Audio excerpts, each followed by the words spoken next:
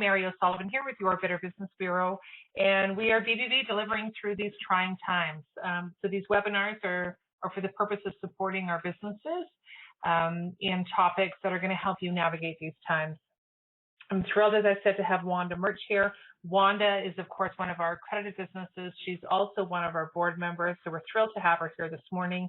Wanda is a CPA with a business degree from the University of Calgary. She has devoted her entire career to working with small and medium-sized businesses as a trusted business builder advisor. As an accountant, her focus has always been on helping clients generate as much bottom-line profit as possible through a solid strategic business model. You work hard to not reap the financial benefits from your business. Less stress, more profits. She is always open to helping you achieve your business and personal goals.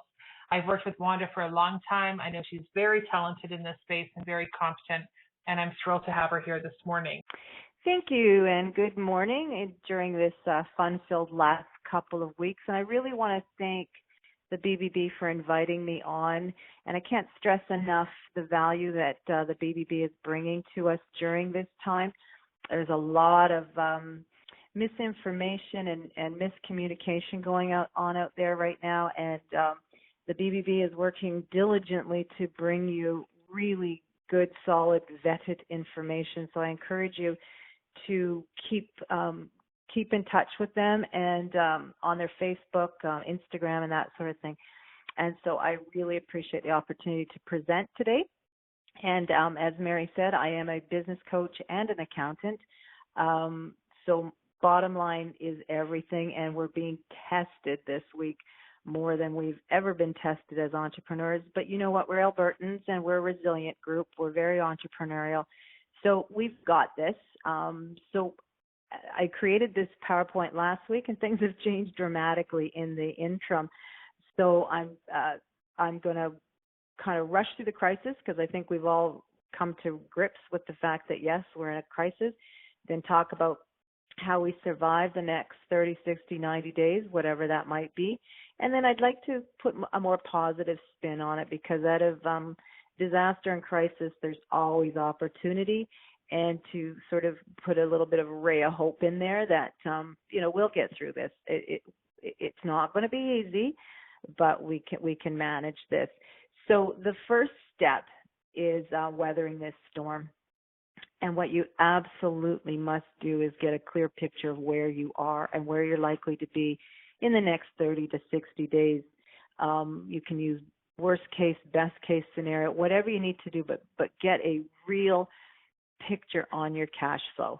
Cash is what's going to get us through this. I know some of you are probably saying, but I have no cash. We'll get to that. No problem. We're going to cover that one off as well. So what's really important, and you should be doing this in your businesses anyways, but this is a super critical time. So if you don't have a cash flow projection set up, I want you to do a 3-month one. You pull up the last 12 bank statements and credit card statements. And from there, you kind of schedule out all of your ongoing, recurring outflows that occur throughout each and every month. So this would be your memberships, your IT subscriptions, rent, insurance, car payment, lease payments, loan payments, all of those things that happen every single month. Don't worry about managing it just yet. Get it down in of course, being an accountant, it's got to be Excel. So get it down on Excel, but if you want to use paper, do whatever you need to do, but get a handle on all of those expenses that come out every month. And then take a good hard look at your income statement and look at some of the ongoing expenses that occur from a cash flow perspective, and make sure you map those in as well. So, for example, there are a few people that still pay insurances annually. Is that coming up soon? That may not show up in your bank statements because it was this time last year. So make sure that you've captured all those. So go through your income statement and look at all of your ongoing expenses. And then talk to your customers immediately because they are going to be a very good source of your collection. Those that owe you money, have a conversation. Don't shy away from these hard conversations. Work with your customers, understand they're in the same predicament, and try to come up with some reasonable schedule so you can understand exactly where you are from your accounts receivable perspective. There will be some that aren't going to make it out of here, and be prepared for that. We're going to have to write off some bad debt. So don't delude yourself into thinking that all of your receivables are good, solid. Some of them you might not receive for 6 months. So have good, frank conversations with your customers. Really try to work with them, because if they panic and they get a sour taste in their mouth about you, this will impact your future business if your key customers no longer trust you, like you, or any of those sorts of things. And then also you have existing accounts payable. So schedule that out too. And again, call your vendors, talk to them and say, hey, look, having a little cash flow problem, I've got you scheduled for, and give them kind of a definitive date. And if you can't pay them in the date that you promised them, pick up the phone. What I found is very interesting. This crisis is when people say, hey, how are you? They actually mean, how are you? We're having some really interesting, deep connections over this crisis. So get this 3-month cash project. I cannot stress this enough, because now you'll know what you're facing into. So the brave man is not he who does not feel afraid, but he who conquers that fear. Fear is the fear of the unknown. We don't know what the future has, and so we're sitting here. Some of us are paralyzed. Time to get through that paralysis you had last week. This is a brand new week. Next week will be different again. So face into it. Get a clear understanding. If it comes up with a devastating result, take a deep breath. It is what it is. Only now can you then make a plan to get through it, once you know what you're exactly facing into. And then, as I said, communication. So you need to communicate with absolutely everybody. We've heard a lot about deferring of loans and leases and rent. Reach out and have those conversations. I was chatting with a property manager, commercial realtor today, and he said those landlords that are reaching out are having a far better response than those who are just flat out saying no. So again, reach out, but understand that deferral means they don't go away. So if you get a deferral, go back to your cash flow and move that further down into your cash flow schedule. Similar with rent, they're not waiving rents. They're not giving you free rent. They're at some point you're going to have to pay this back. Some landlords are saying they'll waive the base rent for now, defer the base rent, but still you have to pay op costs. So this is when your negotiation skills come in, and don't panic. Just work with everybody. Cancel all your unnecessary, non-essential recurring expenses. And I put that with a codicil on that. Be strategic about it. Don't just cancel stuff that actually is imperative to the long-term health of your business. So a lot of memberships to networking events, you might think, well, those are unnecessary, non-essential. I'd have to disagree. Keeping in connection with your relationships is extremely important right now. We're not into golf season, but golf memberships, those sorts of things I would consider sort of non-essential. But look at your marketing as well. Many of you probably spend a lot of money on SEO and Facebook ads and those sorts of things. Don't quickly deem those as unnecessary. Maybe scale back a bit. Maybe it's the time to increase them. So really look at it from a critical eye. What's in the best interest of my company? Talk to your vendors. Make sure that they're on board and that you're willing to work with them. And then review your sales pipeline and your estimates. Talk to your clients. Document your cash flow from an ongoing or existing work. Some of the contracts aren't being canceled. Some of the work is still moving forward, but don't assume. Go in and ask, we signed a contract, we created an estimate, you had accepted it. Where are we at with this? again, I don't think now is the time to hold people to the letter of the law.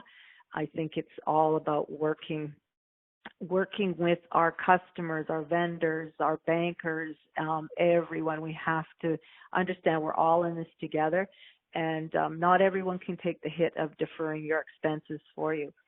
And then reduce your staff. Now, I've put a great big asterisk on that because we're hearing lots of initiatives coming down from the government that are desperate to keep people working. So I'm going to touch back on the 75% subsidy further on in the presentation.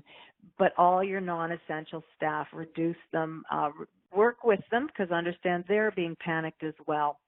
And you may inadvertently create some, what's the opposite of goodwill? Some bad will with your staff. And that's the worst thing you want to do, is demoralize your staff, then call them all back in 30, 60 days and wonder why they all now have attitudes about you and why they no longer trust you. So we'll touch base on this reducing of the staff. But again, I can't stress enough that you do things with a critical eye of what's in the best interest of your company in the long term. Cammie from the BBB put on a fantastic presentation on Friday about how you word these things, not just to, the outside world, your customers, but paying attention to, this is when it's time to step up and be a leader and really watch your language around how you're talking about this crisis as it relates to your business. If you need to panic, reach out to a friend, someone else who's in the same boat with you, rant, get it off your chest, but then go back into the fray with a positive, strong message. That will go a long way in keeping your business not just afloat, but prospering in the future. People are really noticing attitude right now. And so if you've got a good, positive attitude, then that will go a long way. If you have a poor attitude, oh, woe is me, that will come back to bite you. So be very, very cautious and careful about what you're saying to the outside world. And I believe these are being recorded. So if you didn't listen to Cammie's presentation on Friday, find out where it's stored and relook at it. She did a great job of explaining all that. Okay, so that's kind of the short term. You know where you're at. You've got your communication all organized. You've kind of shook it all off and you're ready to move forward. How do we fill in the gaps in the short term of your cash crisis? One of the big things is if you have inventory, you've already paid for this. There is no impact on your cash outflow of the inventory you currently own. So sell it.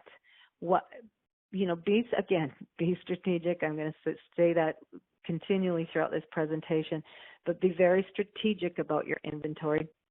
But there's some in there that you could sell off for cost plus 10%, whatever that means. Whatever it means to you to move this stuff. I have an acquaintance that runs a retail store, and somehow, miraculously, she found this platform that helped her do some auctions on her clothing. Thought it was brilliant. People got inspired, and they're sitting at home, clicking the button and pushing up the prices. So sell off your inventory, whatever you've got there. Call your customers, call your competitors, whatever it takes. If you need cash, inventory is a great way. And then get innovative. What else can you do? One of my favorite little stories that bubbled up from all of this was gyms. I immediately got an email from my gym saying they've ceased charging for memberships. We'll be back in touch in 30 days. And then, and I was going to hit the button and say, stop, don't send that message out. That's absolute suicide. These are mine's an independent gym. You can't possibly go 2, 3, 4 months without having membership fees. Then I saw other ones start promoting themselves online with exercise, and I thought that's a great way to build a new community. You get out there and you give your yoga class away for free. And then the brilliant ones came out. The brilliant ones say, no, we're not waiving your fees. We're going to continue giving you value. We're going to do exclusive workshops and exercise programs just for you. We're throwing in nutrition counseling.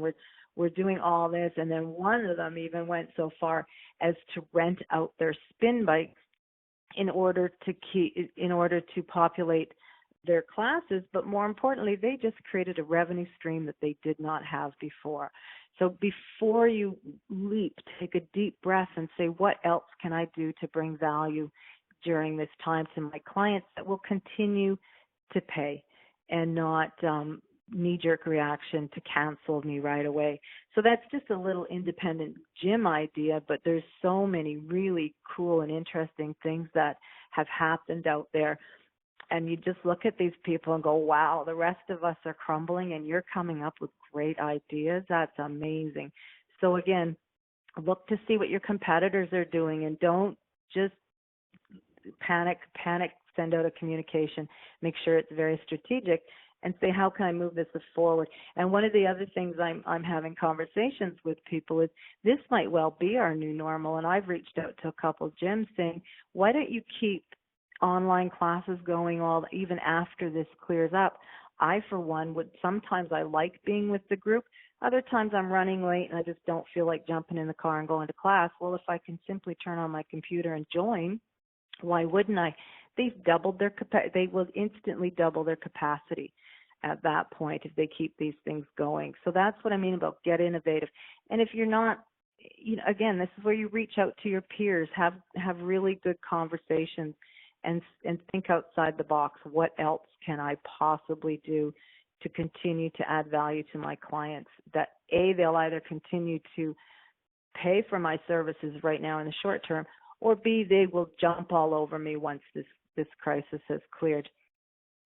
Marketing. So many of us are pulling back on some expenses, and I talked about SEO and Google AdWords already, but maybe now is not the time to pull away. What I've seen is a beautiful shift in nobody's selling right now, and I love that. Everybody is out there just throwing value. I've spent so much time on webinars and having conversations and really gaining tremendous value from some of these people that are just throwing up webinars, and you're like, wow, now I know you, I like you, I trust you. When I'm confident in my cash flow, I'll be signing up for your program or buying your services or whatever that means. So the marketing, again, be very, very clear. This should not be a selling time. Scare tactics, I don't think personally work. There's been a lot of misinformation about what we need to do in our homes to make sure we don't get the virus, and it's all wrong, and it's just people trying to make a buck, and that will be remembered. So just continue to give value. I think the tone of our messages are going to change week by week. One day we're conciliatory, the next, I haven't seen too many funny stuff come up from a marketing perspective, but that'll come. We'll get there where if you're a person that loves humorous marketing and that's your voice, you'll be able to get back to that very quickly. But for now, I think maybe we'll check the humor at the door and just keep telling people we're here for you. How can I help? I've seen some really interesting marketing messages where they say we're not making money, but we're going to go out and support the aged people by delivering this or calling them or whatever it takes.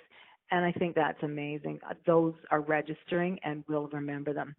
And then in big caps, take advantage of the 75% subsidy. This really is a bit of a gift from the government. And what I'm telling my clients is those people that you have, pick one or two or three that you've laid off and bring them back. They may not be doing the work, the billable work that they had done prior to, but if they're really key employees and they get you, they understand you, they know your culture, then unleash them to do different work. So, for example, marketing research. Bring somebody in that just sits there on LinkedIn all day long, gathering information, getting names, finding out who the right contact is. Start sending emails out to these people, realizing that you're probably not going to sell to them just now, but you're starting that process of creating a trusted relationship. Systems and processes, one of my favorite things. I always say if you're out there selling, or like collecting rain. Selling is like collecting rain. But if your rain bucket's full of holes, why put so much effort into selling? So the holes are the processes that are bottlenecks in your company. Have one of these employees walk through the whole the customer journey with you. Where's the bottleneck? Where's their frustrations? And have this employee map out a process to ensure that when you're back rocking, these bottlenecks and inefficiencies are gone out of your company. New programs, new apps, new efficiencies. Now might be a great time to implement them. And so grab one of these employees that you think can handle it and bring them back. So with the subsidy, I think everybody's probably aware, the government will pay 75% up to 58 and change, which really gives the employee $44,000. You then have the option to top them up. It's an option. We're meant to be fair, but $44,000 is more than what they will get on EI, and you have the advantage of them answering your phones, doing whatever is necessary to keep you going. So I think it's a tremendous value, great for morale. So think of everything that you'd like covered off in your business that you've always been too busy to do. What projects do you want to put in? Those sorts of things. And even if you just bring them back and have them call your clients for check-ins, hey, how you doing? What's happening with you? You have to manage the process because these people will be working from home.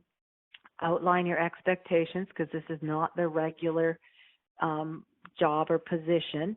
And I can't stipulate that I honestly think this is a gift to us to keep our businesses afloat.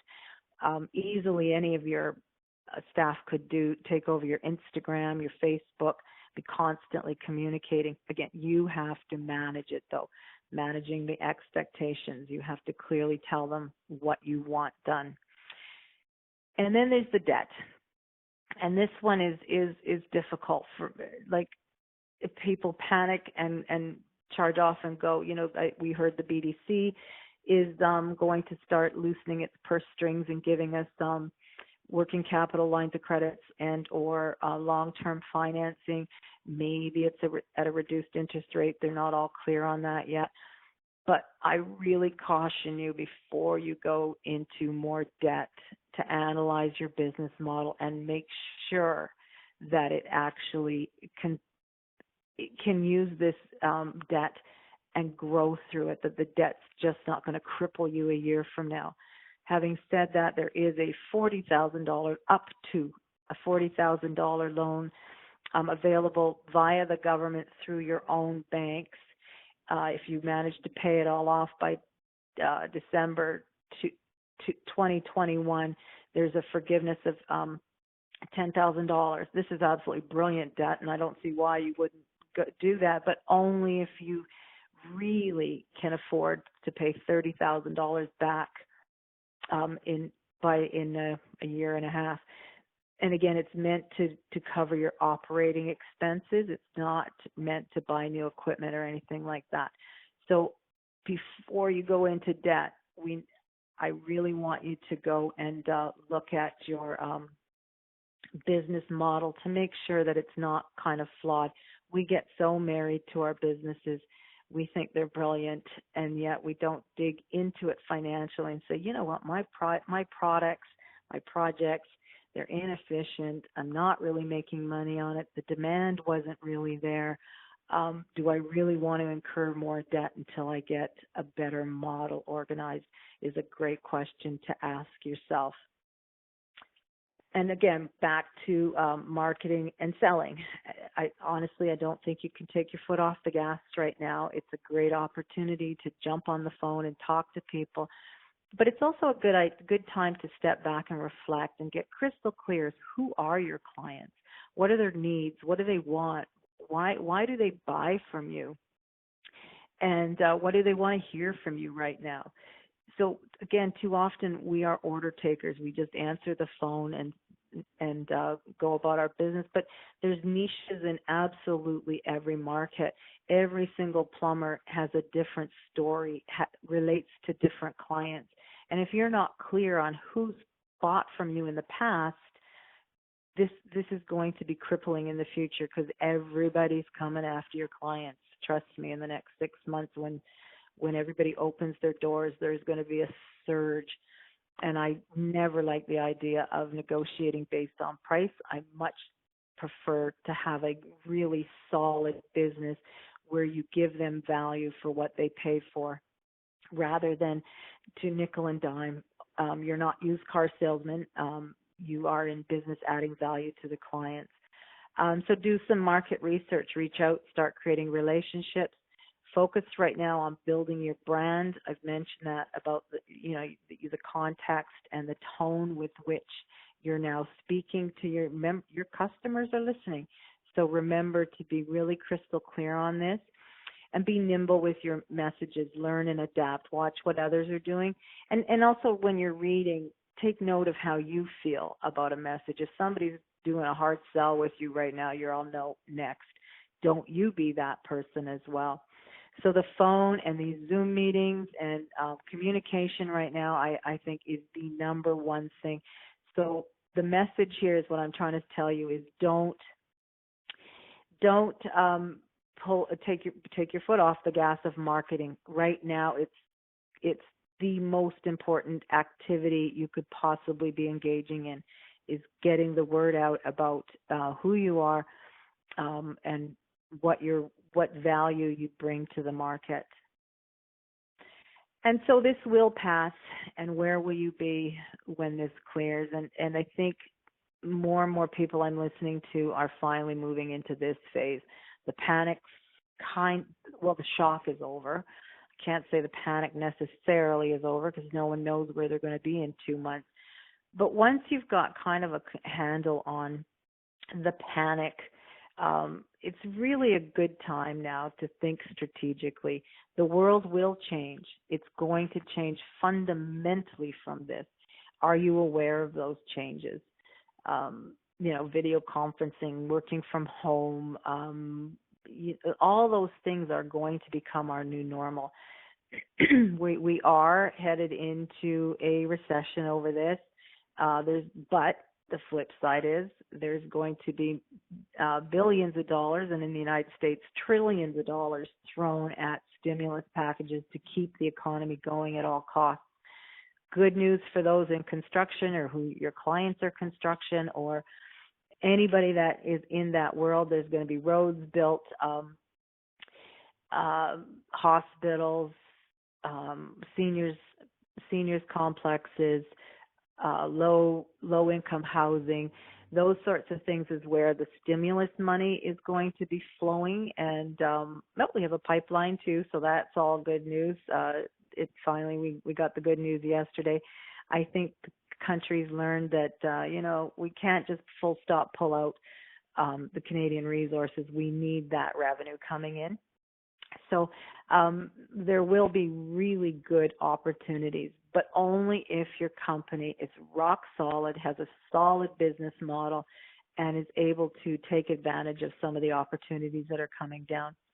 So step number one is review your income statement. Some people call it P&L, profit and loss. But review your income statement. And again, you should be doing this on a monthly basis, but I get it. You got busy, but going forward, you're going to be doing this now because it's the right thing to do. But I want you to take a real big look on your margins on your product, service, and projects. Are you really earning from those the profit that you assume you are? Labor is one of the most inefficient things that there's just creepage in there. And I've got I don't have the slide with me, but I've done an analysis on somebody you pay $30 an hour for actually costs you, for every billable hour, something like $57. So if you're budgeting your projects and some of your services based on $30 an hour, I can tell you're probably losing money. So scope, create, project, create. So look at, the products. You bring products in. There's shipping costs. There might be some labor put into those products to pull them together, repackage them, whatever that is. Those are your costs that impact your profit. So do a deep dive now into your margins and have, figure out where you're making the most amount of money from, and walk through your delivery process. The phone rings, you do an estimate, you take an order, you package something up, you unleash a team to go, whatever that is. There's going to be bottlenecks, and customers don't like when you say, I'll be there on Wednesday. Wednesday you call and say, oops, I'll be there on Friday. That just doesn't work for them. You say, I'll be done in 48 hours. 72 hours later, you're still not done. That does not work for your clients. They do not like that sort of thing. So what's going on with your business? If you're a retailer of products, are they getting them on time? We're going to get accustomed to lots of delivery, and right now everybody's waiving delivery costs. You may need to go back and offer free local delivery, because that might be our expectation. Then you need to make sure that that's built into your costs. So look at your core business and really get a sense of where are you making money, and where are you losing money, more importantly. And inventory control, this one is always quite a complex. It's not as easy as what you would think. So you really need to do some homework. And again, we've got all these free webinars. We've got time on our hands. Great time to start really understanding your inventory and the costs associated with carrying too much, not enough, slippage, stuff walking out the door, that sort of thing. So really understand inventory control. And then do a deep dive through all your expenses and look at wastage. As companies progress, they get bigger, they're making money, they kind of let a few things slip here and there. And so do a deep dive on all your expenses. Normally, I always say revenue is the best thing to focus on, but in these troubled times, it's reaffirming that even the smallest of expenses need to be addressed. Lots of meals and entertainment, is it really necessary? I think all these Zoom meetings and things like that are fantastic because people are saving money on feeding people. I know that the BBB, I always sign up for their lunches, because not only do they deliver good content, you also get a free lunch out of the deal. But now we're doing it on Zoom, and look at what they're saving there. So again, do a deep dive and think, how can I deliver what I delivered differently? Just keep reviewing. You might want to look at this stuff, walk away, contemplate, go do some learnings, and come back. This is rebuilding your business model or tearing it down and diagnosing it. It doesn't happen in an hour or two. You've had some history of how you thought business should do, and so now take advantage of the fact that you've learned a lot of lessons over the last couple of years and revamp your whole business. Or not.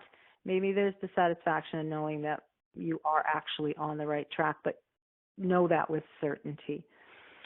So again, back to looking at your business model. Who are your best clients? Who spent the most with you in the previous 3, 4, 5 years? And who are the easiest to deal with? Wherever those intersect, that is a perfect place to start your critiquing your business model. People who spend a lot of money with you and are easy to deal with. You could have people that spend way more money with you, but servicing them has actually cost you in the end. So go through all the history of who you've sold things to. Look at the margins that you made off of those people. Highlight which ones you love working with and go, that's my business model. I want to spend as much time working with those people selling them this product. And then go about saying, well, how do I achieve that? How do I get rid of those clients that actually in the end cost me more because they're too time consuming? And look at your best-selling products, services, or project types. Which one of those are the most profitable and which are the easiest to implement or deliver? That's where you'll want to focus the most of your time when you're building out a new business model or a revised business model. That sort of thing. So take a look at what's likely to happen in the next 5 years in your industry. too many of us get it in our heads that, I will always do business this way. And this has been such a wake-up call that no, we won't always do business this way. Our clients won't always be the same. 20, 30, 40-year-olds are emerging up into different buying trends. So listen, engage in conversations, read books, research trends, and embrace new strategies and innovations. They might not really sit well with you, but then bring in somebody that gets it, that really understands what your business needs to do. Because what I always advise my clients is build your business to sell. Right now in Canada, we have an $840,000 capital gains exemption on the sale of the shares of a small business. Make that your goal. I am going to build a company that's worth $840,000, and then work backwards from that. What do I need to do to achieve that? And that means being innovative, growth-oriented. Look around you. What would you buy? What would you pay for your competitor's company, and why? It's not just a customer list. It's all of the pieces of the puzzle that's going together to build your business. So one takeaway from that is just time to unleash your imagination and go, what could I possibly do to get my company up to $840,000 in value? And right now, tax-free capital gain, that could be taken away from us at any time, but for now, that is our reality. And so why wouldn't you want over $800,000 tax-free for all your efforts that you've done over the course of your career? And so then take all this information that you've got, build a strategic plan for the next 3 to 5 years. And I tell you this too, because if you go to get financing, whether it's all of these loans that the BDC or whatnot, or go to your own bank, you don't just walk in and shake their hand and say, I want money, and they go, okay. They want proof that you're able to pay it back. And the only way to do that is through a strategic business plan. That I can't stress that enough. I've sent a lot of plans into banks, and they're always amazed at the depth of the facts and knowledge and assumptions. So when they look at that, they go, yes, I get what you're attempting to do. I believe that what you say you are going to do, you can do. Don't blow smoke at the banks. That's not a good thing. You should be real clear on what it is you can actually achieve in the next 3 to 5 years before you get financing. And as we're talking about financing, like I said earlier, be careful if your business plan is weak. But if your business model is very strong, I love financing. Why not? You wouldn't be in your house if you couldn't have a mortgage. You can't grow your business if you don't leverage other people's money to get you to the next level. But only do it if you absolutely have certainty that you can achieve what you say you're going to achieve. So I always start with a bottom-up business plan. I start with the profits. What do you need to earn? So in the case of the question always comes, what do you need to earn? I always say, well, what do you want to sell this for? And then we work backwards. I'm not going to get into business valuation. It's not my area of expertise, and it's so much misleading information out there. Can't cover it today, but happy to have one-on-one conversations about what your valuations might be. So I say, what are the profits that you need to make? And when I say profit, I'm always talking after owner remuneration. You should be being paid by your companies. That is a line item, an expense. And some of you are saying, well, my accountant says I need dividends. That's actually kind of problematic right now, in that business people that have taken just dividends don't qualify for any of these breaks that are coming down. So I say, so put a line item in there. If you don't pay yourself all year because you're waiting on the dividend, fine. The accountants at year end, when they go to do your taxes, can always reverse that entry and turn it into dividends. But I want you to look at your business realistically. From you taking $5,000, $10,000, $20,000 a month out of your business, that's a real business. If you just take what's available at the bottom line, it's not a bona fide way of looking at a business. You work really hard. You should be remunerated, and it should be built into your projections. So once you know what your profits needs to be, and you can do it in dollars, whatever then you work upwards and go, okay, in order to achieve this, I need to earn this much gross profit. In order to earn this much gross profit, you extrapolate up and you say, okay, this is the revenue I need. Now you unleash and do a marketing plan to achieve those, and a tracking system to say, am I getting closer or further away? And then do the financial projections. You will not get bank financing unless you have solid projections and use facts and assumptions. Don't just say, oh, I'm going to increase my business by 20%, 30%. That doesn't work for the banks because they know, well, you've forgotten that you had to add new labor, that you had to add new equipment, that you had to bring in new trucks, and now you haven't factored that all in. They want to see your logic. They want to see how you've walked through that. Then again, cash flow projections. Again, banks need it and you should need it. Yes, you're going to go through this huge, big growth, but you're going to run out of cash because growth eats up cash. And so you need to know ahead of time, where am I likely to run into problems? If you go into the bank and say, I'm going to have cash flow problems in 2 months because of these initiatives I've done, boom, there's a solution. If you go in the day that you dip into the red and say, panic, mayday, mayday, the banks are going to look at you and go, I don't get why you're here, can't help you. If you're panicking, I'm going to start panicking. So make sure you know ahead of time when you're going to hit your a little bit of red in your cash flow projections. And then a marketing plan. And again, a marketing plan, this is not selling and this is not social media.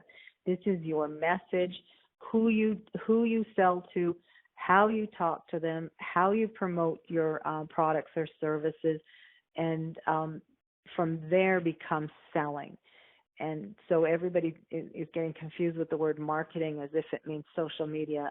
Social media is just one aspect, and marketing hasn't changed in hundreds of years. Social media is a new tool to get your message across, but it's not the be-all and end-all. Lots of people still like face-to-face. Lots of people still like magazines. Lots of people want to read about you or see you in different places, not just on the gram. So keep that in mind. Marketing is your big message. Who are we? What do we sell? Who do we sell to? And why are we even here to service you? And then the last thing is sort of the new word. Again, this is not a new word, but I just heard it and I love it. It's ideation. It's the creative process of generating, developing, and communicating new ideas and strategies. And it comprises all stages of a thought cycle, from innovation to development to actualization. So this is how I've been spending my time through this crisis. I've been talking, kicking ideas around, reading, and it's just been, it's actually been a lot of fun for me. It doesn't bring in any revenue just yet, but this is I just love this. Like, let's just have conversations around, what does our new normal look like? How will I be on top of this when the smoke clears and cash is starting to change hands again? So just to wrap up, you're faced with a crisis, face into it. Where are the problems that you have? Then, given you know where you're going to run into a cash crunch, what short-term solutions can you do? And that would sell off inventory, get rid of non-essential expenses, those sorts of things. Once you have, and be innovative about how you can still make money through the short term. Once you have control over that, you have time right now. Everybody has a bit of extra time. So shut off the Netflix and look at your business model and really say, okay, this has been fun, but what do I want to do? I don't want to work 60, 80 hours anymore. I don't want to go month to month not knowing what my business is going to look like or whether I'm going to have enough sales and revenue. These are all so fixable, but they do require your time and attention.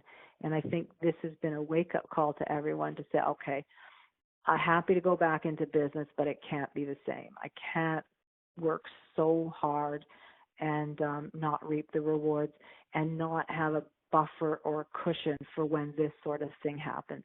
So that's all I've got. That's okay. Wanda, I'll read the questions as they're coming in here. So we have a question here. Have there been delays and difficulties accessing the government program? Absolutely. Absolutely. Because typically a government program, they have years and thousands and millions of dollars of consulting time to pull these programs together. They are being smacked upside the head like you can't. That's why they actually shut down the EI for a month. Said, here's $2,000. Call us when just we'll figure it all out and then you can apply. They still, the 75% subsidy, they're supposed to tell us today exactly how that works from an administrative point of view. It's there, it's a go, but we don't know how to access it yet. The $40,000, you need to go to your own banks and talk to it. The banks don't have time right now because they're dealing with all the deferred mortgages. So yeah, there is we can just cross our fingers and hold our breath, but it's coming. Okay, perfect. Thanks for that. A couple of other questions here as it relates to the 75%. First, how will the wage subsidy work and how do I explain it to the employer and employees? You might have just answered that. And the other one is 75%, can it be used for your consulting staff? So the consulting staff, absolutely. I've got an architecture client that laid off a couple people because they didn't have billable work. And so I said, bring them back. Let's do some business development with these guys. Let's figure out how we can deliver our projects more efficiently. So you can use it with whoever you want to use it with.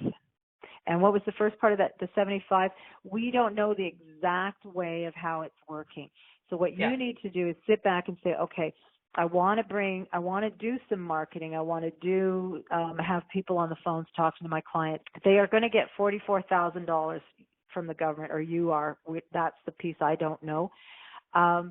If they were regularly paid $70,000, you have to decide this new role, what's it worth between $44,000 and $70,000?